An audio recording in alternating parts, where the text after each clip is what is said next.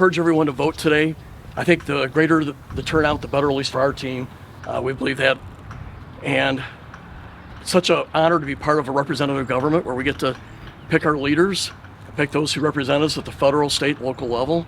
And so I encourage people to get involved, and I hope people think I've done a great job. I've worked hard, and I think we've been rated the most effective Republican in the House with the most bills passed in the last 3 years, eight bills this Congress. And so we work hard. I want to be a workhorse, not a show horse, and deliver for this district. And I want to thank our team.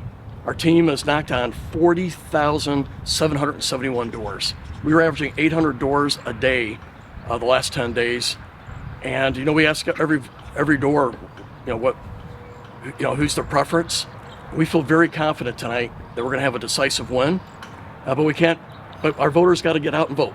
But we think we'll have a very decisive win tonight. And it's important that I think our district, particularly Nebraska 2, we're conservative, but we want people who know how to govern and how to work across the aisle and get things done, especially in divided government. We have no other choice. This burn it down attitude, burn it all down, burn the house down, this more nihilism spirit, that's not Nebraska 2. So with that, I'll take questions. Can you tell us what message you want to resonate with voters? Well, I've been the most effective Republican in the House. I've delivered for this district. You can just go to Eppley Airfield. We had $75 million going in to have an international airport. We've delivered $1.4 billion to restore Offutt, $60 million to restore Camp Ashland, and tons of infrastructure. But beyond that, on the things that the conservatives hold most dear, I've been there. I have voted twice to secure our border. We have a Democrat Senate. They don't want to do it, right? At least not to the degree that we think it needs to be done. I've been strong in supporting our law enforcement. I also think I'm more of a traditional Republican. I believe that America has a strong voice in this world, that isolationism does not work.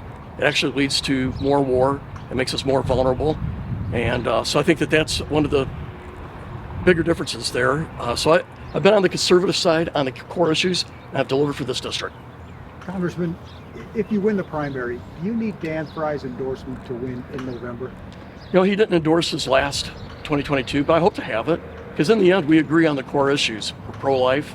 We believe in controlling the regulatory environment that helps our businesses grow.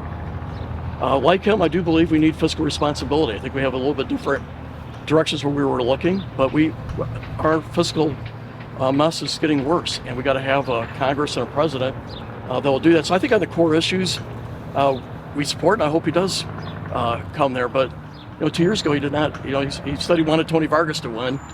And think about this. We have a one-seat majority today. If Tony would be in the seat, we would actually have Speaker Hakeem Jeffries in the House.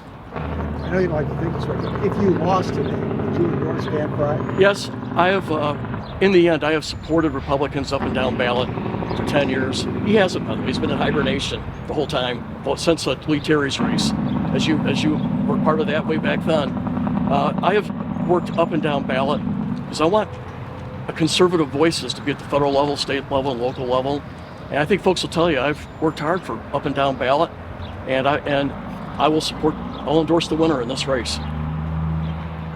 Well, first of all, he caucused for Bernie Sanders, so he is outside the. I think it's funny. He's going to attack me for being too conservative after I just got attacked for months for not being conservative enough. So I think I'll just use a lot of my primary opponent's stuff against Tony in defense. However, again, I'm going to be the guy who's delivered. I get things done. The most bills passed of any Republican over the last 3 years, right? He doesn't vote 20% of the time, Tony Vargas. That's the average going back 8 years, 23% last year. He's weak on our police and law enforcement, and I can show multiple bills. So we're gonna focus on Bernie Sanders Democrat, who doesn't take tough votes, who's been weak on law and order, and that will be the right sort of a little bit of a rerun from 2 years ago, but even more so. The guy, I thought after 2 years, after me bringing up him not voting, that he would at least vote, and he has not changed. 23% of the time last year did not vote or voted present. Do you find the ongoing trial of former President Trump embarrassing for the Republican Party? That's not good. Both parties right now have things they have to overcome, and this is surely this is our problem that we're having to deal with. It's a distraction. It hurts the president. It hurts hurts what we want to get done, because we have a message of what we'd like to do is securing the border, ensure that we keep violent people behind bars, and to preserve, just to protect our moms and dads and our neighbors, right? I would also say, though, people want to just point to him.